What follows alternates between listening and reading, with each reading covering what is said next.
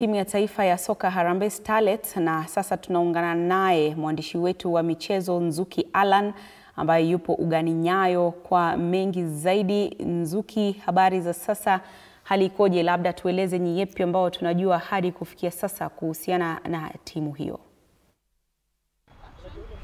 Asante sana mwenzangu Andrin Kilemi, na kama unavyotizama niko hapa katika uwanja wa taifa wa Nyayo, ambapo hapo kesho mida ya saa 10 jioni tutaweza kuona timu yetu ya taifa ya soka ya kinadada Harambee Starlets ikimenyana na timu ya Gambia katika mchuano wao wa mwisho wa kufuzu kombe la mataifa la kinadada, ambalo kumbuka mpenzi mtazamaji litakuwa linaandaliwa mwaka ujao mwezi wa Oktoba kule nchini Morocco. Kwa sasa kikosi hiki cha Beldi Odemba kitakuwa kinalenga kunyakua ushindi mbele ya mashabiki wao wa nyumbani kabla ya kusafiri kuelekea Senegal wiki ijayo siku ya Jumanne, ambapo watamenyana katika mkondo wao wa pili wa mchuano huu wao wa mwisho wa kufuzu kombe la mataifa. Kumbuka mara ya mwisho kikosi hiki cha Harambee Stars kufuzu mashindano haya ilikuwa mwaka wa 2016, ndiposa iwapo wataweza kujikatia tikiti ya moja kwa moja itaibuka kama mara yao ya pili katika historia kufuzu dimba hili. Ndivyo hali ilivyo Andrin Kilemi, na kutoka kwa wale tumesikia kutoka kocha kuwa hakuna